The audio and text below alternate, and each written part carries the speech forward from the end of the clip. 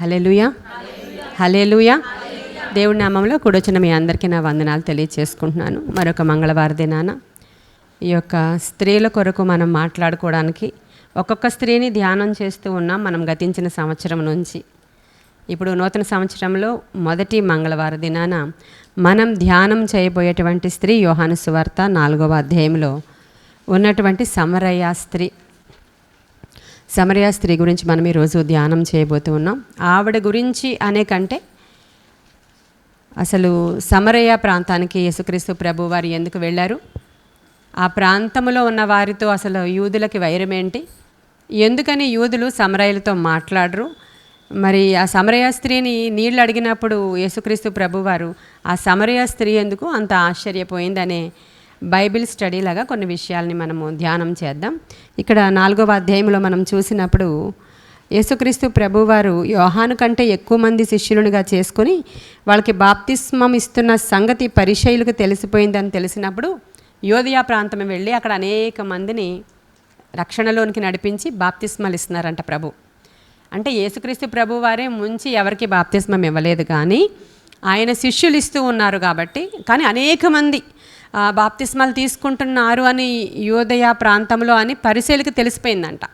అందుకని అక్కడి నుంచి విడిచిపెట్టి మరలా యాజ్ ఇట్ ఈస్ గలిలియా దగ్గరికి బ్యాక్కి వచ్చేస్తున్నటువంటి సందర్భంలో మధ్య దారిలో ఉంది సమరయ.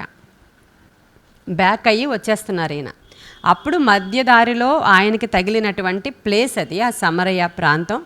ఆ ప్రాంతం గుండా ప్రయాణం చేస్తూ వస్తున్నప్పుడు అప్పుడు ఈ యొక్క మనం సమరయ స్త్రీ గురించిన ఇన్సిడెంట్ మనకు అక్కడ కనబడుతుంది. అందరికీ తెలిసిన విషయమే కదా అది.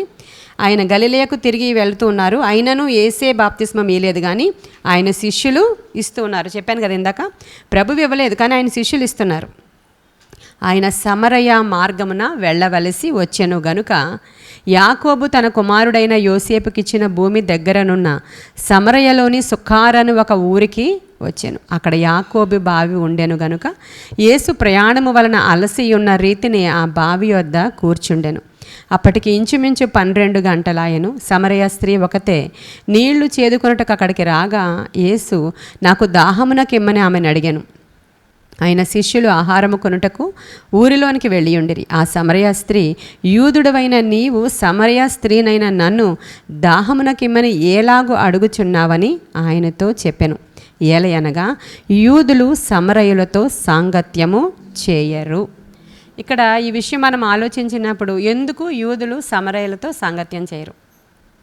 అసలు సమరయులు అనేవాళ్ళు ఎక్కడి నుంచి వచ్చారు? అసలు సమరయుల స్టోరీ ఏంటి? మనకి పాత నిబంధనలో సమరయులు అనేటువంటి మాట మనకి ఎక్కడ కనిపిస్తుంది అని మనం ఆలోచన చేసినప్పుడు 1వ రాజుల గ్రంథము 16వ అధ్యాయము 24వ వచనం చదవాలి. 1వ రాజుల గ్రంథము 16వ అధ్యాయము 24వ వచనం. అతడు షెమెరునొద్ద షోమ్రోను కొండను 4 మణుగుల వెండికి కొనుక్కొని ఆ కొండ మీద పట్టణం ఒకటి కట్టించి ఆ కొండ యజమానుడైన షెమెరు అనునతని పేరును బట్టి తాను కట్టించిన పట్టణమునకు షోమ్రోను అని పేరు పెట్టెను. ఇక్కడ ఒమ్రి అనేటువంటి వ్యక్తి షెమెరు అనేటువంటి వ్యక్తి దగ్గర ఒక కొండను కొన్నాడు. ఇప్పుడు మనకి కొండలు ఉన్నాయి కదా, ఇక్కడ వైజాగ్లో ఉన్నటువంటి కొండలన్నీ కూడా ఈ సింహాచలం దేవస్థానానికి చెందినటువంటివి అలా చెప్తూ ఉంటారు కదా. ఎవరికి చెందినవో వాళ్ళ దగ్గర ఈ యొక్క ఒమ్రి అనేటువంటి వ్యక్తి, అంటే అక్కడ ఉత్తర రాజ్యము దక్షిణ రాజ్యము అనేటువంటి రాజ్యాలుగా ఇజ్రాయేలీలు విడిపోయారు. ఎప్పుడు? రెహబాము టైంలో, రెహబాము తర్వాత, సొలొమోను కొడుకు తర్వాత 2 రాజ్యాలుగా విడిపోయారు. 10 గోత్రాలు ఒకవైపు, 2 గోత్రాలు ఒకవైపు విడిపోయారు. విడిపోయిన తర్వాత ఇప్పుడు వాళ్ళందరూ ఇజ్రాయేలీలే, కానీ వాళ్ళు యూదుల రాజ్యము వేరు, ఇజ్రాయేలీల రాజ్యం కింద విడిపోయారు. 10 గోత్రాల వారు ఒక సైడు, 2 గోత్రాల వాళ్ళు ఒక సైడు. ఇప్పుడు ఇజ్రాయేలీల గోత్రంలోని వాడే ఏలుతున్నటువంటి ఒమ్రి. ఈ ఒమ్రి అనేవాడు ఏం చేశాడంటే షెమరేనా పేరు, షెమరు అనేటువంటి వ్యక్తి దగ్గర ఒక కొండను కొన్నాడు. కొండను కొని దాన్ని 4 భాగాలుగా చేశాడు, అంటే పట్టణాల కింద డివైడ్ చేశాడు. ఆ యొక్క భాగానికి ఎవరి దగ్గర కొన్నాడో వాడి పేరే పెట్టారు. ఎవరు కొనుక్కున్నారో వాడి పేరు, ఇప్పుడు ఎవరా కొండను కొన్నారో ఆ పేరే ఇప్పుడు ఉచ్చరించి చెప్పాను కదా నేను. అలాగే ఎవరు కొన్నారో వాడి పేరే అక్కడ ఏమని చెప్తారు, షెమరు కాబట్టి షోమ్రోను అనేటువంటి పట్టణాన్ని దానికి ఆ పేరు పెట్టారు. ఆ షోమ్రోనుకి ఫుట్ నోట్లో ఏముందో చూడండి. హల్లెలూయా. అక్కడ సమరయ అనేటువంటి పేరుంది అక్కడ. షోమ్రోను అనే పట్టణానికి ఏం పేరుంది? సమరయ అనేటువంటి పేరుంది. అది అక్కడ ఉన్నటువంటి సమరయ ప్రాంతము, మనకు తెలిసినటువంటి చరిత్రలో ఉన్నటువంటి భాగం. అయితే అక్కడ ఉన్నటువంటి ఆ సమరయ ప్రాంతంలో ఆ యూదులందరూ కాకుండా మిక్స్డ్ కల్చర్ ఎలా వచ్చింది అని మనం ఆలోచిస్తే మళ్ళీ 2వ రాజుల గ్రంథం దగ్గరికి వచ్చేసేయండి అందరూ. 2వ రాజుల గ్రంథము 17వ అధ్యాయము 24వ వచనం దగ్గరికి వచ్చేస్తే నేను దీని గురించినటువంటి చిన్న చరిత్ర చెప్తాను, తర్వాత చదువుదాం. ఇక్కడ అష్షూరు రాజు ఉన్నాడు, అక్కడ చదవద్దు. అష్షూరు రాజు ఉన్నాడు అక్కడ. ఈ అష్షూరు రాజు అక్కడ అంతటినీ జయించుకుని వెళ్ళిపోతూ అన్ని రాజ్యాలని కొల్లగొట్టుకుంటూ అందరినీ కూడా జయించుకుంటూ వెళ్ళిపోతూ ఉన్నప్పుడు ఇజ్రాయెల్ కంట్రీ మీదకు కూడా వచ్చాడు. దీన్ని కూడా జయించుకొని తీసుకుని పోయాడు. షోమ్రోను పట్టణం మీదకు కూడా వచ్చాడు. అన్ని చోట్లకి వచ్చాడు. అక్కడ ఏ ఏ రాజ్యాలను జయించాడో రాయబడి ఉంది. ఇప్పుడు చూడండి, అష్షూరు రాజు ఏమేం ప్రాంతాలు ఉన్నాయి అక్కడ? 17-24. అష్షూరు రాజు బబులోను, కూత, అవ్వ, హమాతు, సెపర్వయిము అను తన దేశంలో నుండి జనులను రప్పించి. చాలండి. ఇక్కడ ఈ ప్రాంతాలన్నిటినీ కూడా అతను జయించుకొని వెళ్ళిపోతూ ఉన్నాడు. వెళ్ళిపోతూ ఉన్నప్పుడు ఇతని యొక్క స్ట్రాటజీ ఎలా ఉంటుందంటే, ఇప్పుడు ఈ షోమ్రోనుని పట్టుకుని పోయాడు అనుకోండి, కొంతమందిని తీసుకుని పోతాడు, చాలామంది జనులను కొల్లగొట్టుకుని వెళ్ళిపోతాడు, కొంతమందిని విడిచిపెట్టేస్తాడు. అక్కడికి వెళ్ళిన తర్వాత ఇప్పుడు ఇంకొక ప్లేస్లో వేరొక చోట అతను మళ్ళీ అక్కడ ఒక యుద్ధం చేశాడు. అక్కడున్న ప్రజలను తీసుకొచ్చి షోమ్రోన్లో పడేస్తాడు, ఇక్కడున్న ప్రజలను తీసుకెళ్ళి అక్కడ పడేస్తాడు. ఇప్పుడు ఎక్కడైతే జయించుకుని వచ్చి సొంత ప్రాంతానికి వెళ్ళాడో అక్కడికి కొంతమందిని పట్టుకుపోతాడు, అక్కడున్న వాళ్ళని తీసుకొచ్చి కొంతమందిని ఇక్కడ వేసేస్తాడు. ఎందుకని? వాళ్ళకి స్థాన బలం లేకుండా చేస్తాడు అన్నమాట.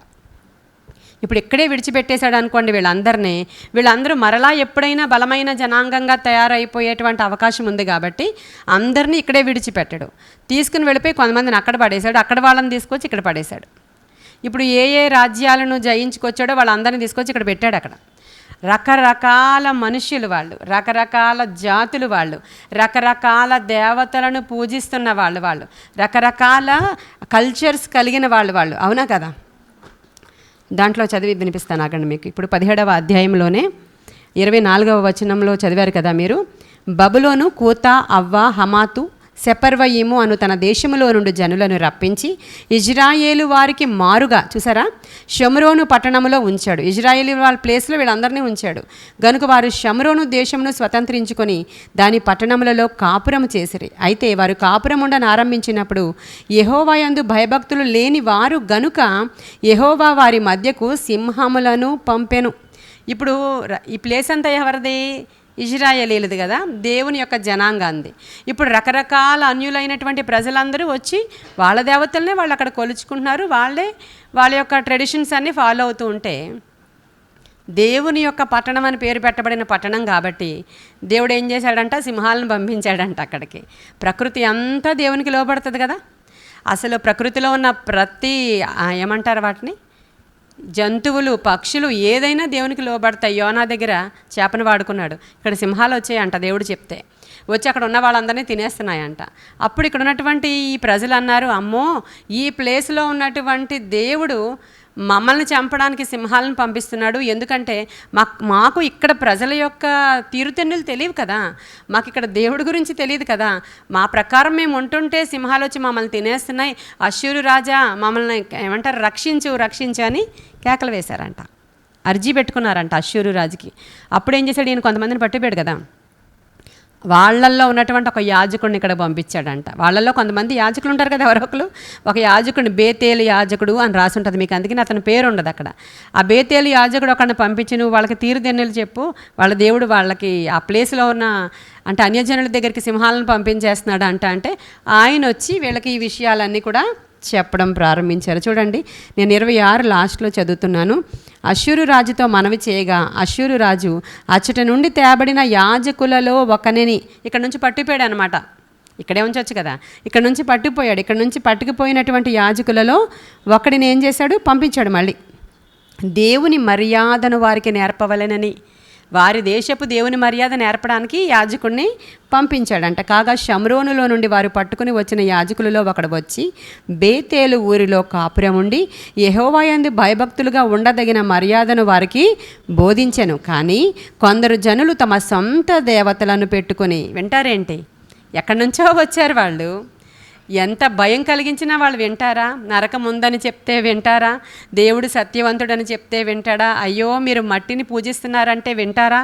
వినలేదు వీళ్ళు. అలాగే మరలా వాళ్ళ సొంత దేవతలను పెట్టుకొని షోమ్రోనీయులు కట్టుకొనిన ఉన్నత స్థలము మందిరములలో, అక్కడ ఆల్రెడీ షోమ్రోనులో దేవుని కొరకు కట్టినటువంటి మందిరాల్లో వీళ్ళ దేవతలను పెట్టుకున్నారట. పెట్టుకుని వాటికి పూజలు చేస్తూ తమకు దేవతలను కలుగు చేసుకునేది. బబులోను వారు, చూడండి ఎన్ని రకాల దేవతలు ఉన్నారో చదువుతాను మీకు. బబులోను వారు సుక్కోత్పెనోతు దేవతకు, కూతావారు నెర్గలు దేవతను, హమాతు వారు ఆషిమా దేవతను, అవీయులు, ఇంకెందుకులేండి ఆ పేర్లు తిరగట్లేదు మనకు కాబట్టి, ఈ రకరకాల దేవతలన్నీ కూడా ఇప్పుడు ఎవరెవరిని తీసుకొచ్చి ఇక్కడ పడేశాడో అశ్షూరు రాజు, ఈ ఊర్ల పేర్లు పైన చదివాం కదా మనం, ఆ ఊర్ల దేవతల పేర్లు ఇప్పుడు క్రిందన ఉన్నాయి. వీళ్ళందరినీ తీసుకొచ్చి వాళ్ళ కల్చర్ అంతా ఇప్పుడు ఏమైపోయింది? మిక్స్డ్ అయిపోయిందా లేదా? అయిపోయింది కదా. ఇప్పుడు ఎన్ని, ఒకటా రెండా? వాళ్ళేమో మాకు ఇలాగా ఇదిగో ఈ నెలలో పండగ అంటారు. రెండో వాళ్ళు వచ్చేమో మాకు కాదు, మా దేవతలకు ఇంకోటి పెట్టాలి, ఈ నెలే మా పండగ అంటారు. ఇంకోళ్ళు వచ్చి మాకు మా ఆడబడుచు ఉంది అక్కడ పెట్టాం మా గుళ్ళో ఆ పండగ అంటారు. అవునా కదా? ఇవన్నీ ఆ ఊరికి సంబంధించిన పండగలను అన్నిటిని ఏం చేస్తున్నారు వీళ్ళు? ఆచరిస్తూ వాటిని పూజించేస్తూ మళ్ళీ మీరు మేము స్నేహితులమే, మీరు మా ఇంటి పక్కనే ఉన్నారు కాబట్టి మా కూర మీరు తీసుకోండి, మీ అమ్మాయిని మాకు ఇవ్వండి అనుకుంటూ ఫ్రెండ్స్ అయిపోయారు. వాళ్ళందరూ ఫ్రెండ్స్ అయిపోయిన తర్వాత ఇప్పుడు వీళ్ళకి మొత్తం పిల్లలు పుట్టేశారు. పుట్టిన తర్వాత ఇప్పుడు వీళ్ళందరూ ఏమైపోయారు? ఆ ప్రాంతంలో షోమ్రోనులు, ఇప్పుడు సమరయలో ఉన్న వాళ్ళందరూ ఎవరైపోయారు? ఇప్పుడు సమరయులు అయిపోయారు.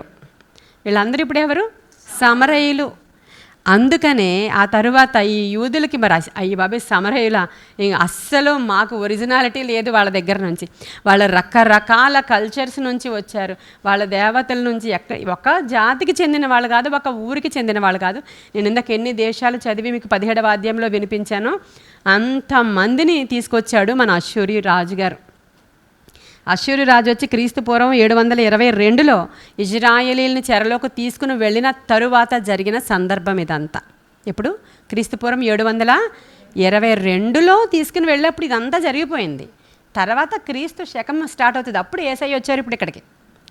అవునా కదా? ఇప్పుడు అర్థమైందా మీకు? ఆ క్రీస్తు పూర్వము జరిగిన సందర్భం. అయితే కొన్ని సంవత్సరాల తరువాత బబులోను చెరలో నుంచి ఎవరెవరు వచ్చారు బయటికి? జెరుబ్బాబెలు నాయకత్వంలో వచ్చేసి యెరూషలేములో మందిరం కట్టడానికి వచ్చేసారు. కొంతమంది అక్కడ నుంచి వచ్చేసారు, యూదులందరూ వచ్చేసి జెరుబ్బాబెల్ ఆధ్వర్యంలో మందిరం కడుతున్నప్పుడు ఇక్కడ ఉన్నటువంటి యూదులు వచ్చి అడిగారు, అయ్యో మేము కూడా యూదులమే, మేము కూడా వచ్చి సహాయం చేస్తాము మన దేవుడు మందిరం కట్టించడంలో అంటే జెరుబ్బాబెలు రిజెక్ట్ చేశాడు. అమ్మో వద్దు, ఆ ప్రాంతం నుంచా, అస్సలు వద్దు అనగానే వీళ్ళకి చాలా కోపం వచ్చింది. మేము చెప్తున్నామా యూదులమే అని? మేము ఆ ప్రాంతంలో ఉన్నాం కానీ మేము యూదులమే అని చెప్తున్నాం కదా, మేము సహాయం చేస్తాం దేవుని మందిరం కట్టడానికి, మాకు బాధ్యత ఉంది, మా దేవుడే అని చెప్తుంటే మీరు అస్సలు వద్దు అన్నాడు జెరుబ్బాబెలు. అప్పుడు ఈ మందిరం కట్టకుండా ఎవరైతే ఆటంకపరుస్తున్నటువంటి అన్యులు ఉన్నారో వాళ్ళతో కలిసిపోయారు ఈ సమరయులు. కలిసిపోయి ఇప్పుడు వాళ్ళు ఎలా ఆటంకపరుస్తున్నారో మమ్మల్ని కాదన్న వీళ్ళకి ఆటంకపరచాలని ఆటంకపరచడం స్టార్ట్ చేసినప్పుడు వైరం ఇంకా పెద్దదైపోయింది. ఇప్పుడు సమరయుల పేరు చెప్తే యూదులకు పడదు, యూదుల పేరు చెప్తే సమరయులకు పడదు. ఇప్పుడు ఈ సమరయులను ఈ యూదులు అసలు సమరయుల్ని లెక్క చెయ్యరు సరికదా, అసహ్యించుకుంటారు. అసలు వీళ్ళకి అక్కడికి వెళ్ళడం కానీ, ఏ ప్రవక్తనైనా పంపడం కానీ, మరలా వెళ్ళి వాళ్ళ గురించి యాజకులు వెళ్ళి వీళ్ళని కేర్ తీసుకోవడం కానీ ఏమీ చేయరు అనమాట. అలా ఏమీ చేయరు. ఆ సందర్భంలో ఇలాంటి చరిత్ర కలిగినటువంటి ఈ సమరయ ప్రాంతంలో ఇప్పుడు ఈ సమరయ పట్టణానికి ఎవరు వచ్చారు? యేసుక్రీస్తు ప్రభువారు. హల్లెలూయా. ఇప్పుడు ఈ చరిత్ర అంతా తెలిసిన తర్వాత ఎవ్వరూ అక్కడికి వెళ్ళరు అనమాట వీళ్ళ దగ్గరికి. ఇప్పుడు వీళ్ళు ఏం చేశారంటే అక్కడ ఉన్నటువంటి సమరయ ప్రాంతంలో ఉన్నటువంటి వారు అందరూ కలిసి ఆ పర్వతం మీద ఒక గుడి కట్టుకున్నారు. మేము ఈ పర్వతం మీద ఆరాధించేవారం అంటది కదా ఆమె, అక్కడ ఒక గుడి కట్టుకున్నారు అనమాట వాళ్ళు. మళ్ళీ ఎవరో వచ్చి దాన్ని కూడా కూలద్రోసేశారు. ఇది జరిగినటువంటి చరిత్ర. ఇప్పుడు యేసుక్రీస్తు ప్రభువారు సుఖార్ అనేటువంటి గ్రామానికి వచ్చారు. వచ్చిన తర్వాత అక్కడ యాకోబు బావి అనేటువంటి ఒక బావి ఉంది. ఆ బావి దగ్గర ప్రభు నిజంగానే అలసిన రీతిగానే ఆయనకు ఆకలేస్తుంది, దాహమేస్తుంది. అక్కడ ఆ బావి దగ్గర ఆయన కూర్చున్నారు. శిష్యులందరూ కూడా భోజనం తేవడానికి ఊరిలోనికి వెళ్ళారు. వీళ్ళు మార్గంలో ప్రయాణం చేసుకుంటూ వెళ్ళిపోతున్నారు గలిలియాకి. ఊర్లోనికి వెళ్ళాలి, ఏమైనా రెస్టారెంట్లకు తేవాలంటే, భోజనం తేవాలంటే, ఏదైనా కావాలంటే ఊర్లోకి వెళ్ళాలి కదా. మరి వాళ్ళు భోజనం తేవడానికి ఎక్కడికో వెళ్ళారు. వెళ్ళినప్పుడు ఈయన అలసిన రీతినే ఆ యొక్క బావి దగ్గర కూర్చున్నప్పుడు మధ్యాహ్న కాల సమయం 12 గంటల సమయంలో ఈ సమరయ స్త్రీ ఆ బావి దగ్గర నీళ్లు తీసుకుని వెళ్ళడానికి వచ్చింది సందర్భం అది. వచ్చినప్పుడు ప్రభువు చూశారు ఆమెని. ప్రభువుకి అన్నీ తెలుసు కదా, సర్వాంతర్యామి. ఆయన ఎందుకు వచ్చారో ఆయనకి తెలుసు, ఇప్పుడు ఎవరు వస్తారో ఆయనకి తెలుసు, ఇప్పుడు ఆవిడ గురించి అన్నీ తెలుసు ఆయనకి, ఎవరు ఏం చెప్తే వింటారో తెలుసు. కాబట్టి అక్కడికి వచ్చి కూర్చున్నటువంటి ఆ స్త్రీతో ఏం మాట్లాడుతున్నారు ఆయన? యోహాను సువార్త దగ్గరికి. సమరయ స్త్రీ ఒకతే నీళ్లు చేదుకొనుటకు అక్కడికి రాగా యేసు నాకు దాహమునకిమ్మని ఆమెను అడిగాను. ఆయన శిష్యులు ఆహారము కొనుటకు ఊరిలోనికి వెళ్ళి ఉండిరి.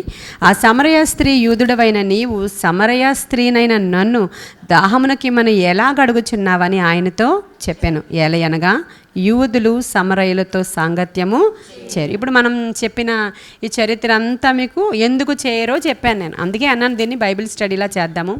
ప్రతి స్త్రీ గురించి ఆవిడ వచ్చింది, వాళ్ళ ఆయన పేరు ఇది, ఆవిడ ఇలా ఉంది, మీరు అలా చేయకండి, వాళ్ళ ఆయన చేసినట్లు మీరు చేయండి కాదు ఇక్కడ తెలుసుకోవాల్సింది.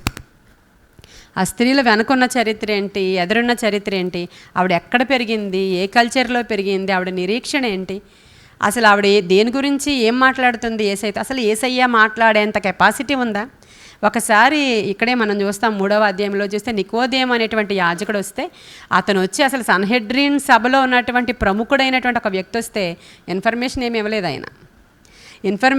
ఇవ్వలేదు. నీవు యూదులకు అసలు ధర్మశాస్త్రోపదేశకుడు అయి ఉండి ఈ విషయాలు కూడా తెలియవా నీకు అని అడిగారు కానీ డీటెయిల్స్ ఏమి కూడా ఇవ్వలేదు అక్కడ. కానీ ఇక్కడ ఈ సమరయ స్త్రీ దగ్గరికి వచ్చినప్పుడు మీకు తెలుసా, అసలు యేసుక్రీస్తు ప్రభువారు నేనే మెస్సయ్యని అని ఫస్ట్ ఈవిడితోనే చెప్పారు. అసలు ఫస్ట్ నేను మెస్సయ్యని అని చెప్పడమే అసలు ఇక్కడ ఈ స్త్రీతో చెప్పారు. అది కూడా చాలా మర్మమైనటువంటి విషయం. ఈ స్త్రీతో ఆయన చెప్తున్నారు. అసలు అప్పటి వరకు యోహాను కబురు పెడతాడు, ఇంకోళ్ళు కబురు పెడతాడు, ఇంకా నికోదేమో వచ్చి అడుగుతాడు, వీళ్ళందరూ వచ్చి అడుగుతాడు, నేనే మెస్సయ్యని అయ్యా ఏంటి నీకు అని ఎక్కడా అనలేదు ఆయన. కానీ ఇక్కడికి వచ్చి ఆ స్త్రీ అడుగుతుంది, అయ్యా అసలు ఈ యూదులు ఈ సమరయులతో సాంగత్యం చేయరు కదా, మీరేంటి నన్ను వాటర్ అడుగుతున్నారు అన్నప్పుడు ప్రభువు ఏమంటున్నాడంటే అందుకు యేసు, నీవు దేవుని వరమును నాకు దాహమునకిమ్మని నిన్ను అడుగుచున్నవాడెవడో అదియు ఎరిగి ఉంటే నీవు ఆయనను అడుగుదువు, ఆయన నీకు జీవజలం ఇచ్చునని ఆయనతో చెప్పాను. ఆయన అంటున్నారు, నీవు ఎవరితో మాట్లాడుతున్నావో నీకు తెలిస్తే అప్పుడు నన్నే తిరిగి అడుగుతావు నువ్వు జీవజలం ఇవ్వమని.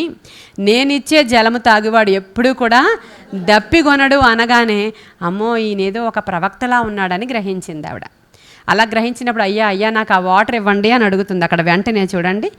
అయితే అప్పుడు ఆ స్త్రీ, అయ్యా ఈ బావి లోతైనది, చేదుకొనుటకు నీకేమీ లేదే, ఆ జీవజలము ఎలాగూ నీకు దొరుకును, తానును తన కుమారులను పశువులను ఈ బావి నీళ్లు త్రాగి మాకిచ్చిన మన తండ్రి అయిన యాకోబు కంటే నీవు గొప్పవాడవా అని ఆయనను అడిగాను. ఆవిడ అడుగుతుంది ఏదో ఒక గొప్ప పర్సన్ అని తెలుసు ఆవిడకి. ఆవిడ కూడా చరిత్ర అంతా చెప్తుంది చూడండి. ఇది యాకోబు బావి కదా, ఈ బావి అసలు యాక్చువల్గా యాకోబు యోసేపుకి రాసిచ్చేశాడు. ఆ యోసేపుకు రాసిచ్చినటువంటి బావి ఇది. మన పితరులు అంటుంది, ఇద్దరికి కలిపి ఒకళ్ళే పితరులు అని తెలుస్తుంది, సమరయులు యూదులు కదా. మన పితరుడైనటువంటి యాకోబు అని చెప్తుంది కదా అక్కడ. ఆ బావి కదా ఇది, ఆ యాకోబు కంటే నువ్వు గొప్పవాడవా అని అడుగుతుంది ఇక్కడ. అందుకే మనం నూతన నిబంధనలో చూసినప్పుడు యాకోబు కంటే గొప్పవాడు, సొలొమోను కంటే గొప్పవాడు, దేవాలయం కంటే గొప్పవాడని మనం చదువుకుంటాం కదా. ఇప్పుడు అడుగుతుంది యాకోబు కంటే నువ్వు గొప్పవాడవా అని అడిగినప్పుడు ఆయన ఏం చెప్తున్నారు వెంటనే? ఎక్కడ చదివాను నేను?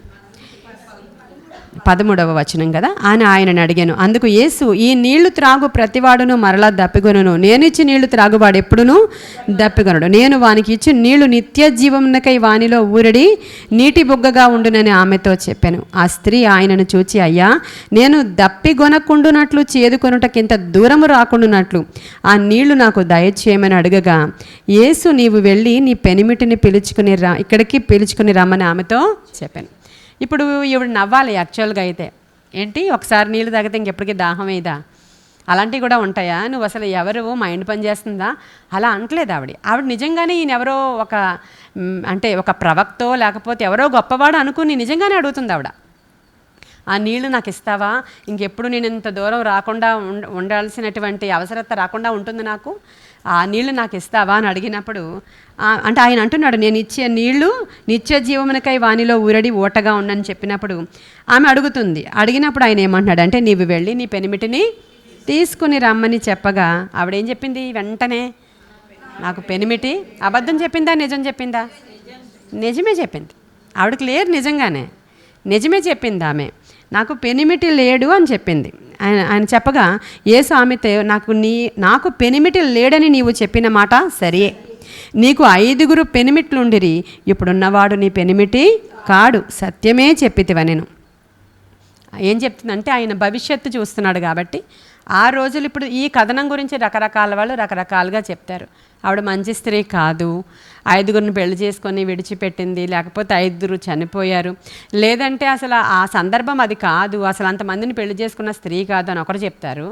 ఇంకొక వెర్షన్లో కొంతమంది అసలు వాళ్ళు పురుషుల్ని పెళ్లి చేసుకోలేదు, ఆవిడ ఏదో అన్య దేవతల గురించి ఇందాక మనం విన్నాం కదా, అలా వాటిని ఆచరించడం ద్వారా బహుశా ఆవిడని అలా అని ఉంటారని కొంతమంది ఏమో నిజంగానే ఒకరిని చేసుకుంది, వాడు చనిపోయాడు, ఈవిడేం చేస్తుంది, మళ్ళీ ఇంకోటి చేసుకుంది, అలా 5 చేసుకోవాల్సి వచ్చింది అన్నట్లు. లేదు చేసుకుంది, ఆవిడకి సాటిస్ఫాక్షన్ లేదు, వాళ్ళు సరిగ్గా లేరు, 5 మార్చింది అని రకరకాలు. ఇక్కడ రాయలేని విషయం మనకెందుకు అంటాను నేను ఎక్కువగా. కాబట్టి మనకి 5 ఉండేవారు, మరి రకరకాల ఏ కారణం చేతో, ఎందుకంటే ఆ రోజుల్లో బహుభార్యాత్వం, బహుగా పెళ్ళిళ్ళు చేసుకునేటువంటి ఆ యొక్క కల్చర్ ఉంది. ఇప్పుడు మనం తప్పు, ఇదంతా ఇప్పుడు తప్పు, కానీ ఆ రోజుల్లో అది ఉంది కాబట్టి బహుశా ఆవిడ అంతమందిని మార్చిందో తెలియదు, అంతమంది చనిపోయారో తెలియదు. మొత్తానికి ఇప్పుడు ఎవరిని చేసుకోలేదు కానీ ఖాళీగా లేదు, ఎవరో ఒకరిని ఉంచుకుంది అన్నట్టు అక్కడ అర్థం. ఇప్పుడున్నవాడు నీకు అంటే అర్థం అదే కదా, ఇప్పుడున్నవాడు నీకు పెనిమిటి కాదు, ఒకడు ఉన్నాడు కానీ ఆల్రెడీ వాడు పెనిమిటి కాదు. ఈ విషయాన్ని ఆ సమరయ స్త్రీతో ప్రభువు చెప్పగానే వెంటనే మామూలు వాళ్ళు అయితే ఫైర్ అయిపోవాలి. ఒప్పుకుంటారా?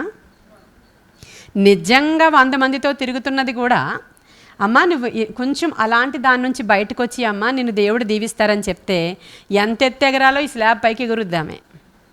ఎందుకంటే ప్రభువు మాట్లాడతాడని వాళ్ళకి తెలుసు, పాస్టర్ అమ్మగారికి అన్నీ తెలిసిపోతాయని కూడా వాళ్ళకి తెలుసు, కానీ వాళ్ళు నమ్మరు, వాళ్ళు వినరు, చెప్పినా సరే వ్యతిరేకించి చంపడానికి కూడా వస్తారంట. కాబట్టి అంత భయంకరమైనటువంటి మనుషుల హృదయం అంత చెడ్డది. ఈ స్త్రీ వెంటనే లోబడిందండి. హల్లెలూయా. అయ్యా నువ్వు చెప్పింది నిజమే, నువ్వేం మాట్లాడుతున్నావు, ఏం ఎక్స్పెక్ట్ చేస్తున్నావు, అసలు నువ్వు ఎక్కడి నుంచి వచ్చావు, ఇంకేం అనట్లేదు ఆవిడ. వెంటనే లోబడి, నిజమేనయ్యా నువ్వు చెప్పింది నిజమే, నాకు పెనిమిటి లేడు. ఆ తర్వాత ఎక్కడ చూడండి, ఇప్పుడున్నవాడు నీ పెనిమిటి కాదని చెప్పినప్పుడు అప్పుడు ఆ స్త్రీ, అయ్యా నీవు ప్రవక్తవని, ఇదండి గ్రహించాలి. నీ గురించి దేవుడు ఏమైనా మాట్లాడితే నువ్వు గ్రహించాల్సింది ఏంటంటే, అబ్బా మా దేవుడు ఆ సేవకుని ద్వారా నా రహస్య జీవితం గురించి మాట్లాడారు, దేవుడు ఎంత గొప్పవాడండి, నా హృదయాంతరంగాలు ఎరిగినవాడు, నా పరిస్థితులన్నీ కూడా చూస్తున్నవాడని బొంకకుండా ఉందే, అక్కడే ఆ కుమార్తెకి నిజంగా నిత్య జీవం వచ్చేసిందండి. ఇది కూడా నేర్చుకోవాలి ఈ కుమార్తె జీవితం నుంచి. ఎప్పుడైనా డాక్టర్ దగ్గరికి వెళ్ళినప్పుడు కొంతమంది ఏం చేస్తూ ఉంటారు, నాకు అసలు ఏం లేదని చెప్తుంటారంట. కొంతమంది నాకు చెప్తారు, డాక్టర్ దగ్గరికి వెళ్ళిందే ఏదో రోగం ఉందని, అక్కడికి వెళ్ళాక ఆయన అడుగుతుంటాడు, నీకు ఇది ఉందా, నీకు అది ఉందా, నీకు ఇలా అవుతుంటుందా, నీకు ఇలా రెగ్యులర్గా జ్వరం వస్తుందా, అస్సలు ఏం లేవు, అస్సలు లేవండి, ఇప్పుడు ఏదో ఇలా వచ్చింది కానీ అసలు ఎప్పుడు ఏమీ లేవండి, అది మీకు ఏమన్నా మీ తల్లిగారికి ఉందంటే అస్సలు లేదండి. ఎవరికి నష్టం?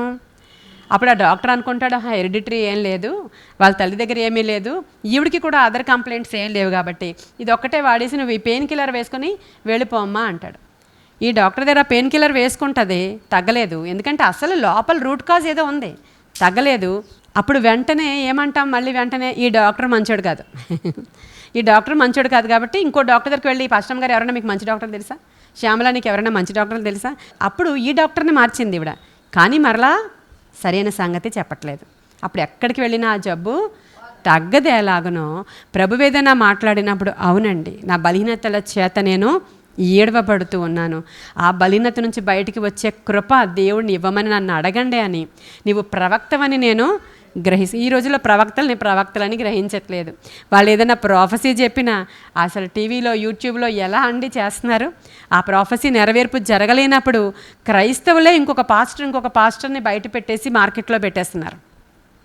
కొన్ని సందర్భాలలో అలా జరుగుతూ ఉంటాయని మనకు తెలుసు.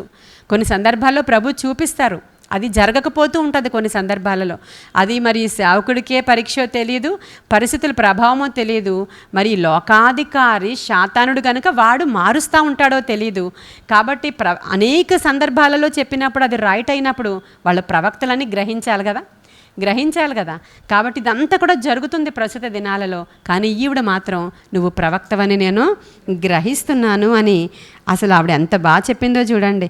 అయితే ప్రవక్తవని గ్రహించుచున్నాను, మా పితరులు ఈ పర్వతమందు ఆరాధించరు కానీ ఆరాధింపవలసిన స్థలము యెరూషలేములో ఉన్నదని మీరు చెప్పుదురని ఆయనతో అనగా యేసు ఆమెతో ఇటండి. వెంటనే ఆవిడకి చాలా లోపల ఆత్మీయత ఉందండి. ఆ స్త్రీకి చాలా దేవుణ్ణి ఆరాధించాలనే తపన ఉన్నటువంటి స్త్రీ. వెంటనే ఏమి అడుగుతుంది? ప్రవక్త అని తెలిసింది తప్ప మెస్సియా అని తెలియలేదు కదా. ఇంకా ప్రవక్త అని తెలిసింది. పాపం ఆ ప్రవక్తలు ఎవరు రారు కదా ఇక్కడికి, ఈ సేవకులు ఎవరు ఆ ఏరియాని దర్శించట్లేదు కదా.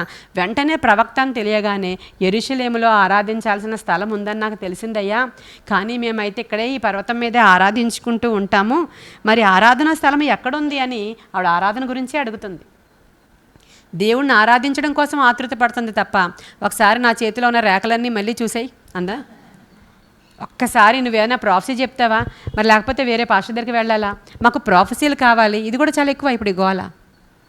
నువ్వు ఇంకేమన్నా చెప్పు నాయనా, భర్తల సంగతి కరెక్టే, ఇంకేమన్నా చెప్పు, పిల్లలు పుట్టే అవకాశాలు ఉన్నాయా, మళ్ళీ పెళ్ళి ఏమన్నా అడుగుతుందా? అడగడం లేదండి. ఆరాధన కోసం దేవుని కోసం అడుగుతుంది. దేవునికి మన అందరి గురించి బాగా తెలుసు. మీరు దేని కోసం వస్తున్నారో తెలుసు ఆయనకి.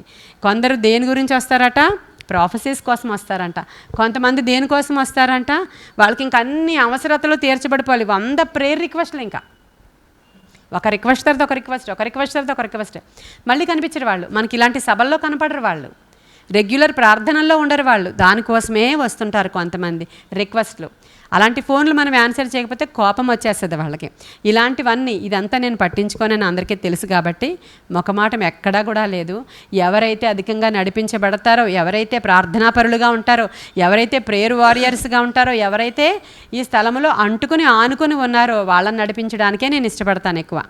అంతే తప్ప మందని సమకూర్చుకోవడానికి, వీళ్ళని సమకూర్చుకోవడానికి ప్రయాస మనకి లేదు. నిజముగా దేవుని ఆత్మతో నడిపించబడుతున్నారు ఎవరో వారిని నడిపించడమే మన ప్రయాస ఉంది. అలాని ప్రభువు వాళ్ళ దగ్గరికే వెళ్ళలేదు కానీ ఇదిగో సమరయులుగా దూరంగా ఉన్న వాళ్ళల్లో, అన్యులలో అనేక మంది దేవుడి గురించి ఆసక్తితో ఉన్నారండి. చాలామంది అన్యులు కూడా చాలా ఆసక్తితో ఉన్నారు దేవుని గురించి తెలుసుకోవాలని, దేవుని దగ్గరికి రావాలని. అటువంటి వారు అందరినీ కూడా దేవుని తట్టు త్రిప్పడం అనేది ఇక్కడ మనకు కనబడుతుంది. ప్రభువు వాళ్ళొద్దు వీళ్ళొద్దు, సమరయులు మంచోళ్ళు కాదు, వాళ్ళ మంచోళ్ళు కాదు, వీళ్ళ మంచోళ్ళు కాదు అని అనకుండా ఆయన అందరికీ కూడా సువార్త ప్రకటించడానికే నేను వచ్చానని చెప్పి ఇవే మాటలు చెప్పడానికి అపోస్తల కార్యాల్లో మీకు ఏం చెప్తారంటే, మీరు వెళ్ళండి యోదయ, సమరయ, గలిలయ ఈ ప్రాంతాలన్నిటికీ కూడా మీరు సువార్త ప్రకటించారు. అవునా కదా, హల్లెలూయా. తర్వాత ప్రభు చెప్తారు, ఈ ఇన్సిడెంట్ జరిగిపోయిన తర్వాత ఏం చెప్తారంటే, మీరు యోదయ, సమరయ, గలిలయ ఈ ప్రాంతాలన్నిటికీ వెళ్ళి మీరు సువార్త ప్రకటించండి అని తర్వాత చెప్తారు శిష్యులకి. అప్పుడు శిష్యులందరూ కూడా ఆయా ప్రాంతాలు వెళ్ళడం చూస్తాం మనం. సమరయకి ఎవరు వెళ్ళారు? ఫిలిప్ వెళతాడు. అపోస్తల కార్యాలు 8వ అధ్యాయంలో మీకు ఇవన్నీ చెప్పేశాను నేను. ఫిలిప్ వెళతాడు. సమరయకి వెళ్ళినప్పుడు ఎందరినో రక్షించాడు. అక్కడ అనేక మందికి బాప్తిస్మాలు ఇచ్చాడు. ఈ విషయం తెలుసుకున్న అపోస్తలులు వాళ్ళు అక్కడికి వెళ్ళి పరిశుద్ధాత్మ వాళ్ళు పొందుకునేటట్లు చేస్తారు అక్కడ. ఇవన్నీ ఇన్సిడెంట్స్ కూడా అక్కడ చాలా చక్కగా మనకు తెలుస్తుంది. ఈయన వెళ్ళి సమరయకి వే క్లియర్ చేసినట్లు అక్కడ. హల్లెలూయా. అది బూదిగంతముల వరకు సువార్త ప్రకటించండి అని ఈరోజు మనకి ఏ స్థితిలోనైనా ఉండనియండి, మీరు ఎలాగైనా ఉండండి, ఎంత దిగజారిపోయి ఎంత పాపంలోకైనా వెళ్ళిపోయండి, ప్రభువు మాట్లాడినప్పుడు మాత్రం లోబడితే మనకి టర్నింగ్ ఉంటుంది. ఆయన మాట్లాడినప్పుడు కూడా లోబడకపోతే ఎవరము ఎప్పుడు ఏమీ చేయలేము, నరకాగ్నిలోనికి వెళ్ళిపోవలసిందే. ఆయన మాట్లాడినప్పుడు లోబడాలంతే మనం. ఇక్కడ లోబడుతుంది స్త్రీ. లోబడి ఆరాధన గురించి అడిగినప్పుడు ప్రభు ఏమంటున్నాడంటే, అమ్మ యెరూషలేములోని ఆరాధన కాదు, ఇక్కడ గెరిజీము కొండ మీద ఆరాధన కాదు, ఏ ఆరాధన కాదు, ప్లేస్తో ఏమీ లేదు. ఒక కాలం వస్తుంది, ఆ కాలం వచ్చే ఉంది. ఆ కాలంలో అందరూ ఎలా ఆరాధిస్తారు? ఆత్మతో సత్యముతో. హల్లెలూయా చెప్తున్నాడు ఆయన. ఒక కాలం అమ్మ, ఒక కాలము వచ్చుచున్నది, ఆ కాలమందు ఈ పర్వతము మీదనైనను యెరూషలేమునైనను మీరు తండ్రిని ఆరాధింపరు. నా మాట నమ్ముము, మీరు మీకు తెలియని దానిని ఆరాధించువారు. ఆవిడకి తెలియదు చాలా ఎవరెవరిని ఆరాధించాలో. అక్కడ ఎవరెవరో బోలని జనరేషన్స్ మారిపోయినాయి. అక్కడ ఇటు ఉన్నారు, అటు ఉన్నారు, రెండు ఆరాధించేస్తున్నారు. మీకు తెలియదు మీరు ఎవరిని ఆరాధిస్తున్నారో. అయితే మేము మాకు తెలిసిన దానిని ఆరాధించువారము. రక్షణ యూదులలో నుండియే కలుగుచున్నది. అయితే యథార్థముగా ఆరాధించువారు ఆత్మతోనూ సత్యముతోనూ తండ్రిని ఆరాధించు కాలము వచ్చుచున్నది, అది ఇప్పుడు వచ్చే ఉన్నది. తన్ను ఆరాధించువారు అట్టివారే కావాలనని తండ్రి ఏం కోరుకుంటున్నాడంటే, ఈ ప్లేస్కి వెళ్ళండి, ఆ ప్లేస్కి వెళ్ళండి, అక్కడికి వెళ్ళండి, యెరూషలేము వెళ్ళండి, ఇక్కడికి వెళ్ళండి కాదు.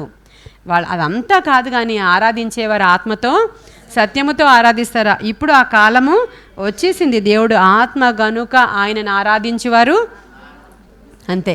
దేవుడు ఆత్మ గనుక ఆయన ఆరాధించేవారు ఆత్మతోనూ సత్యముతోనూ ఆరాధిస్తారు. గలిలేయుడు లేడు, సమరయుడు లేడు, యూదుడు లేడు, స్త్రీ లేదు, పురుషుడు లేడు, ఏ భేదము లేదు. ప్రతి ఒక్కరము సువార్త చేయాలి. ప్రతి ఒక్కరిని యాజకులుగా చేసుకున్నాడు దేవుడు. ప్రతి ఒక్కరిని దేవుడు వాడుకుంటాడు. హల్లెలూయా. ఇది ఎంత లోతైనటువంటి మర్మాలు యేసుక్రీస్తు ప్రభువారు అక్కడ మాట్లాడుతూ ఉన్నప్పుడు ఆ స్త్రీ ఆయనతో ఏమంటుందో చూడండి. క్రీస్తు అనబడిన మెస్సయ్య వచ్చునని నేను ఎరుగుదును. ఎన్ని విషయాలు తెలుసండి ఆవిడకి. చూడండి ఆవిడ నిరీక్షణ చూసారా, ఆవిడ నిరీక్షణ చూసారా. మనమైతే ఏమడుగుతాం కూడా చెప్తున్నాను మీకు నేను. అమ్మో చాలా తెలిసి ఈయనకి తెగ అడిగేయాలి మనం. రేపొద్దున ఏమవుతుందో అడిగేయాలా, తర్వాత ఏం బ్లెస్సింగ్ కావాలో అడిగేయాలా, ఈ నీళ్ళు ఏదో ఇస్తానన్నట్టు నీళ్ళు కాకుండా బంగారం అడిగేయాలా, అది కాకుండా ఒక ఇల్లు నేను కొనుక్కుంటానా లేదో అడిగేయాలా. చూడండి ఒకసారి ఆత్మ సంబంధమైన విషయాల మీద శ్రద్ధ నిలుపుతారండి. హల్లెలూయా. శరీర సంబంధమైన విషయాల మీద నువ్వు అమ్మా మీరు రండి, మీరు కృపావరాలు పొందుకోండి, ఈ 40 రోజులు ఈ ప్రార్థనలు అంటే ఆ ప్రార్థనలకు రారు. బ్రేక్ త్రూలు ఏమన్నా ఉన్నాయా, లేకపోతే బ్లెస్సింగ్స్ ఏమన్నా ఇస్తారా, లేకపోతే ఏమన్నా నాకు చెప్తారా? ఇవెందుకండి ఈ లోకములో ఉండి కాసేపు ఇంతలోనే కనబడి అంతలోనే మాయమైపోయే ఇవెందుకు? నీకు నిత్య జీవపు పంట కదా నీకు కావాల్సింది. నిజముగా ఆత్మ సంబంధులు, ఆమె ఆత్మ సంబంధి. ఈరోజు ఆ సమరయ స్త్రీ ఈ సంవత్సరంలో మొదటి దినాన నీతో నాతో మాట్లాడుతుంది. ఆవిడకంటే ఇక్కడ కూర్చున్న వాళ్ళు ఎవరు గొప్పవారు కారు. మన నీతి మురికి గుడ్డలాగా కనబడుతుంది దేవుడికి. నీకు ఒకడే భర్త అయి ఉండొచ్చు, లేదంటే అసలు భర్త లేకపోయే ఉండొచ్చు, లేకపోతే నీ అసలు వ్యభిచారవే కాకపోవచ్చు. కానీ ఆవిడ దగ్గర మన నీతి క్రియలు మురికి గుడ్డల్లాగా ఉన్నాయి. మన నీతి మన గొప్పతనం ఏమీ కాదు, ప్రభు మనల్ని అలా ఉంచాడు కాబట్టి ఇలా ఉన్నామండి. అంతే తప్ప మన నీతి ఏమీ కూడా గొప్పది కాదు. మన భక్తిని బట్టి ఏమి అతిశయపడిపోవాల్సిన అవసరత లేదు. అటువంటి స్త్రీలను చూసినప్పుడు ఏమి అవమానించాల్సిన అవసరత లేదు. ఖచ్చితంగా ప్రభు మనకి నేర్పిస్తున్నటువంటి సత్యం అది. ఇక్కడ ఈ విధంగా మాట్లాడినప్పుడు ఆ స్త్రీ ఆయనతో, క్రీస్తు అనబడిన మెస్సయ్య వచ్చునని నేను ఎరుగుదును, ఆయన వచ్చినప్పుడు మాకు సమస్తము తెలియజేయనని చెప్పగా, నీతో మాట్లాడుచున్న నేనే ఆయనను. హల్లెలూయా. ఫస్ట్ టైం దేవుడు నేనే మెస్సయ్య అని స్త్రీతోనే చెప్పాడండి. ఫస్ట్ టైం నేను లేచానని స్త్రీతోనే చెప్పాడండి. అసలు ఎన్ని మర్మాలు కదా. ఈ స్త్రీలతో మనతో మాట్లాడుతున్నాడు దేవుడు. అంటే స్త్రీల గురించి మనం ధ్యానం చేస్తున్నాం కాబట్టి మరొకసారి ఈ విషయాన్ని మనం తెలుసుకోవడానికి దేవుడు ఎంత కృప చూపాడో చూడండి. ఈరోజు నీతో మాట్లాడుచున్నా ఇంకా డైరెక్ట్ అయిపోయింది అక్కడ. అసలు నువ్వు మెస్సయ్యావా, నువ్వు ఏలియావా? ఎంతమంది అడిగారు కదా ప్రభుని, నువ్వు ఏలియావా, నువ్వు మెస్సయ్యావా, నువ్వెవరు అసలు, వడ్రంగివాడు కాడా, వడ్రంగివాడు కుమారుడు కాడా అంటే ఏం మాట్లాడాయన. నికోదేము చాటుగా వచ్చాడు అడగడానికి. నోవే, ఈవిడతోనే మాట్లాడతాడు, ఈవిడతోనే చెప్పాడు. చూడండి, ఏ మాత్రం స్త్రీలను అండర్ ఎస్టిమేషన్ వేయడానికి దేవుడు మళ్ళీ సంఘాన్ని కూడా స్త్రీ సంఘమే అంటాడు. వధువు సంఘం అండి. వధువు సంఘం. కాబట్టి ఎన్నో విషయాలు మనం నేర్చుకుంటున్నాం. మనం ఎంత ఎదగాలంటే, ఎంత సువార్త చేయాలంటే, ఎంత దేవుని కొరకు వాడబడాలంటే, నేను హౌస్ వైఫ్ని, నేను స్త్రీని, ఒక మూలను కూర్చుందాం, పాస్టర్ అయ్య గారు ఉంటారు, కండువా వేసుకుంటారు, అంగీ వేసుకుంటారు, ఆయన చేసుకుంటారు కాదు. మన అందరి బాధ్యత ఇది. మనల్ని పిలిచినవాడు నమ్మదగినవాడు. లేకపోతే ఏ స్త్రీ కూడా ఇంత ధైర్యంగా పరిచర్య చేయలేదు, ఇంత ధైర్యంగా మాటలాడలేదు. అర్థమవుతుందా అండి? ఇప్పుడు ఈ స్త్రీ నిమిషంలో ఆవిడ క్యాడర్ మారిపోయింది. హల్లెలూయా. వెంటనే మెస్సయ్య అనగానే ఆవిడ ఆత్మలో కనెక్ట్ అయిపోయింది. ఆవిడ నమ్మేసింది. ఇందాకే ప్రవక్త అని తెలుసు. అసలు ఆయన వచ్చినప్పుడు మాకు అన్ని సంగతులు గ్రహింపజేస్తాడని మా పితరులు చెప్పారు. మెస్సయ్య వస్తాడు, మేము వెయిటింగ్లో ఉన్నామని ఆవిడ చెప్పినప్పుడు, నువ్వెవరితో మాట్లాడుతున్నావో ఆయనే మెస్సయ్య అని చెప్పగానే ఇంతలో ఆయన శిష్యులు వచ్చి ఆయన స్త్రీతో మాట్లాడుట చూచి ఆశ్చర్యపడిరి. కానీ నీకేమి కావాలని ఆయనను, ఈమెతో ఎందుకు మాట్లాడుచున్నావని ఆయనను అడగలేదు. వాళ్ళు వచ్చిన వాళ్ళు, ఏంటి యేసయ్య నువ్వు ఈ అమ్మాయితో మాట్లాడుతున్నావు? అసలు మేము కాసేపు అటువైపు వెళితే ఇదేంటిది, నువ్వు వెళ్ళిపో, మా మాస్టర్ ఏదో తెలియక మాట్లాడేస్తున్నారు, నువ్వు సమరయ్యరాలివి, లేకపోతే సో అండ్ సో, నువ్వు సో అండ్ సో అని ఎవ్వరు ఇంకా ప్రభు మాట్లాడుతున్నారంటే అక్కడ ఏదో ఒక రీజన్ ఉంటుందని అర్థం చేసుకున్నారు. అక్కడ వాళ్ళు ఏం తెగించలేదు, అసలు ఏం అనలేదు, అక్కడ అనలేదు. ఆ స్త్రీ తన కుండ విడిచిపెట్టి ఊరిలోనికి వెళ్ళి, ఈ లోపల శిష్యులు వచ్చారు, సందర్భం పరిగెత్తిపోయిందని ఇంకా అసలు ఆగలేకపోతుంది, ఆమె విడిచిపెట్టేసింది. దీన్ని కొన్ని సందర్భంగా వేరే ఆత్మీయ అర్థంలో తీసుకుంటే ఆవిడ పాత జీవితాన్ని విడిచిపెట్టింది అని చెప్తూ ఉంటారు, కుండ విడిచిపెట్టింది కాబట్టి. వెంటనే రియలైజ్ అయిపోయింది. అదే కదా వినుట ద్వారా, ఇందాక ఎలిజబెత్ ప్రార్థన చేశారే, వినుట ద్వారా విశ్వాసము కలుగుతుంది. వినుట దేవుని గూర్చినటువంటి మాటలు. అర్థమవుతుందా? ఇప్పుడు వింటున్నాం, ఎవరిలో మనందరిలో విశ్వాసం డెవలప్ అవుతుందా? మరి అవుతుందా? రోజు రోజు మార్పు వస్తుందా మనకి? ఒకవేళ రాలేదు, రిపీటెడ్గా పాత కుక్క నైజమే మళ్ళీ వచ్చేస్తూ ఉంటే చిప్పో అందని తన్నాలి. ఏం చేయమంటారని అడగకూడదు కూర్చొని, ఆ కుక్కని నువ్వేం చేయాలా? తన్నాల్సిందే ఖచ్చితంగా. సరే, ఇక్కడ ఈ స్త్రీ వెంటనే పరిగెత్తిపోయి అక్కడ కూడా మళ్ళీ ఏం హైడ్ చేయాల, అక్కడ కూడా నేను ఐడెంటిఫై చేస్తాను, నేను అసలు కనుగొన్నాను, ఆయన మాటల టాలెంట్ని బట్టి నాకు తెలిసిపోయింది అందా? అనలేదు. నేనేమేమి చేశానో మీ ఊరందరికీ తెలుసు కదా, మీకు తెలుసు కదా, ఆ సంగతులన్నీ చెప్పిన వాణిని నేను కనుగొన్నా. హల్లెలూయా. నేనేం చేశానో అవన్నీ చెప్పేశాడు ఆయన. మెస్సయ్య ఆయన వచ్చాడు, ఆయన మీరు రండి, వచ్చి చూడండి అని ఊరంతటి దగ్గరికి వెళ్ళి సువార్త. హల్లెలూయా. నీవు తెలుసుకున్న సత్యాన్ని అనేకులకు చెప్పడమే ప్రభు నీకు ఇచ్చినటువంటి మిషన్. అది నీవింట్లో నీ బెనిఫిట్స్ అన్నీ పొందేసుకో, స్వస్థత పొందేసుకో, అప్పులు తీర్చేసుకో, మీ పిల్లల్ని చదివించేసుకో, ఇంకా పాస్టమ్మ గారికి ప్రేయర్ రిక్వెస్ట్లు ఇచ్చే, చక్కగా పడుకో ఏసీ వేసుకొని. ఇది కదా మరి మందే. ఇదే జరుగుతుంది. ఎవరు తయారయ్యారు, ఎవరు వెళ్ళారు, ఎవరు సువార్త చేశారు, ఎవరు సువార్త చేసి 10 సంవత్సరాల్లో ఎంతమందిని నడిపించారు? నేను చెప్పింది రాంగ్ అయితే శ్యామల చెప్పండి. రాంగ్ కాదు కదా నేను చెప్పింది రాంగ్ కాదు. మరి ఇదే జరుగుతుంది. మీకు బ్లెస్సింగ్ వచ్చింది, ఉద్యోగాలు వచ్చాయి, రోగం పోయింది, అవసరతలు తీరాయి, చల్లగా వెళుతున్నాం, చక్కగా ప్రొటెక్టెడ్గా ఉన్నాం. కానీ వెళ్ళి సువార్త చెప్పామా? మన బంధువుల్ని నడిపించామా? మన రక్త సంబంధులకి ఏమైనా సువార్త చెప్పగలిగామా? అంతవరకు వెళ్ళిపోద్దు. మనకు ముందు తెలిసిన వాళ్ళు, వాళ్ళ ఆత్మలో వర్ధిల్లిన వాళ్ళు కారు, నామినల్గా వెళ్ళిపోతున్నారు. అమ్మ నా మాట వినండి, ఒక్కసారి రండి, ఒక్కసారి మీరు రుచి చూడండి. మనం ఇగో ఈ 40 days ప్రేయర్స్కి రండి. చర్చ్ అంటే ఏదో సండే వెళ్ళిపోయి వచ్చేది కాదమ్మా.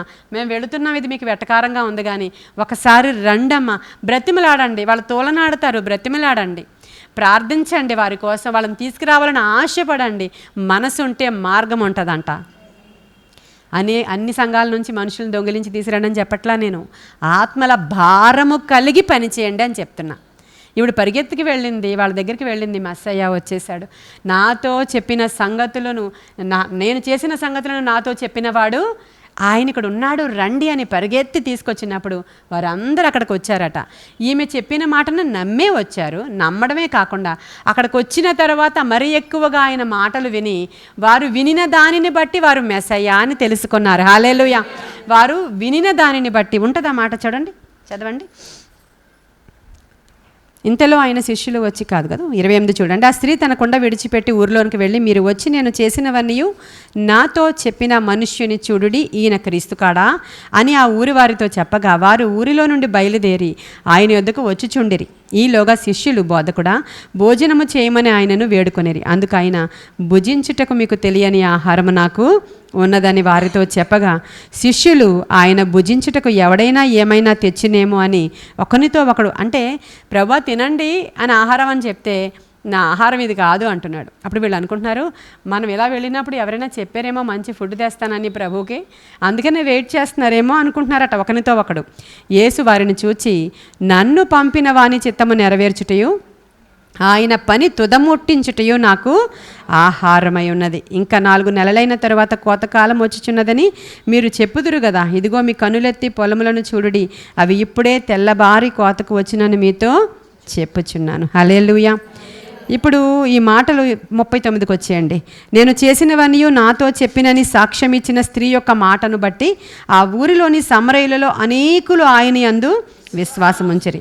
ఆ సమరయులు ఆయన యొద్దకు వచ్చి తమ యొద్ద ఉండుమని ఆయనను ఇప్పుడు అడుగుతున్నారు, అయ్యా 2 days మా దగ్గర స్టే చేయవా, మా దగ్గర ఉండవా, మాకు కొన్ని రహస్యాలు, వివరాలు, విషయాలు మేము ఆత్మ సంబంధాలుగా మార్చబడ్డానికి నువ్వు మెసేజ్ చెప్పవా, మాకు మాట్లాడవా అని అడుగుతుంటే చూడండి అసలు ఎంత ఆతృత ఆరాటంతో, ఇప్పుడు కూడా ఆతృత ఆరాటంతో చాలామంది ఉన్నారండి. మనకు తెలియదు వాళ్ళ దగ్గరికి వెళ్ళి ఇన్ని విషయాలు చెప్పాలని వాళ్ళు ఆశపడతారు. చాలామంది కమర్షియల్గా అయిపోయారు, అది వేరే విషయంలేండి. చాలామంది అయితే దేవుని యొక్క సంగతులు తెలుసుకోవాలనేటువంటి ఆశతో చాలామంది ఉన్నారు ఈ రోజుల్లో. ఆ రోజు కూడా అయ్యా 2 రోజులు ఉండండి ప్రభా, మాకు ఈ మాటలు కావాలి అని చెప్పి చూడండి 42 చూడండి, అక్కడ 41 నుంచి చూడండి. ఆయన మాటలు వినినందుకు ఇంకా అనేకులు నమ్మి ఆ స్త్రీని చూచి, ఇక మీదట నీవు చెప్పిన మాటను బట్టి కాక, నువ్వు చెప్పడం బట్టి నమ్మాము, కానీ ఇక మీదట నీవు చెప్పిన మాటను బట్టి కాక మా మటుక్కు మేము విని ఈయన నిజముగా లోకరక్షకుడని తెలుసుకొని హల్లెలూయా. మనం చెప్తాం కొంతవరకు, మిగతాదంతా ఆయన చేసుకుంటాడు. మీరు చెప్పిన మాటను బట్టి కాదండి, రాత్రి నాకు కూడా కల వచ్చింది, హల్లెలూయా అంటారా లేదా?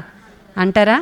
మీరు మొన్న చెప్పారా, నేనేదో నెగ్లెక్ట్ చేసి ఇగ్నోర్ చేశానా అండి, నిన్న నాకు కల వచ్చిందండి, మా ఆయన గారికి కూడా కల వచ్చిందంట, సేమ్ మా పిల్లలు కూడా చెప్పారండి నన్ను పిలిచి. చూడండి ఒకసారి, దేవుడు అలా ఒప్పింప చేసుకుంటాడు, అలా మాట్లాడుకుంటాడు ఆయన. నీవు చేయవలసింది నీవు చేయాలి అంతే తప్ప, ఇదిగో మేము వెళ్ళాము పాస్టమ్మ గారు పట్టించుకోలేదు, ఆవిడ మాట్లాడలేదు, ఆవిడ రాలేదు, ఆవిడ ఫోన్ తీయలేదు, ఎంత చీప్గా ఉన్నామో ఒకసారి చూడండి. చీపేనా అంటారు దాన్ని? అనాలి. అది ఎంత చీప్గా ఉన్నామంటే మనం చెయ్యాల్సిన పనులు ఇవి. మీకు చెప్పాల్సింది నేను చెప్పి విడిచిపెడతాను, చెయ్యాల్సిన పని చాలా ఉంది. ఇదిగో కోత ఏమంటారు అక్కడ, ఎంత చక్కగా ఉంది అక్కడ, విస్తారమైన కోత ఉందంట, చేనంతా తెల్లగా అయిపోయిందంట, ఇప్పుడే తెల్లబారి కోతకి వచ్చి ఉన్నది. మీ కన్నులెత్తి పొలములను చూడుడి, అవి ఇప్పుడే తెల్లబారి కోతకు వచ్చి ఉన్నవని మీతో చెప్పుచున్నాను. హల్లెలూయా. కాబట్టి మన పని ఈ ఇయర్లో ఏంటో మీకు అర్థమైపోయింది. ఫస్ట్ మిషన్ చెప్పేశాను మీకు, నేను చేయడానికి రెడీగా ఉన్నామా? నిజంగా ప్రార్థన చేసుకుందాము. అనేక ఆత్మలను రక్షించాలి, నాశనానికి జోగుచున్న వారిని విడిపించాలి. ఆ అగ్ని దగ్గరికి వెళ్ళిపోయి అగ్నిగుండం దగ్గర ఉన్న వాళ్ళని అగ్నిలో నుంచి లాగినట్లు కొందరిని మనము లాగాలి, మనం పని చేయాలి. ఆ స్త్రీ జీవితం వెంటనే అక్కడ మార్చబడిపోయి అద్భుతం జరిగిన రీతి దేవుడు గొప్ప కార్యాలు మన జీవితంలో జరిగించాలని గొప్ప విషయాలు ఈరోజు మనతో ప్రభు మాట్లాడారు. కాబట్టి ఈ మాటల్ని ఈ ఇయర్ అంతా మీ హృదయంలో భద్రం చేసుకోండి.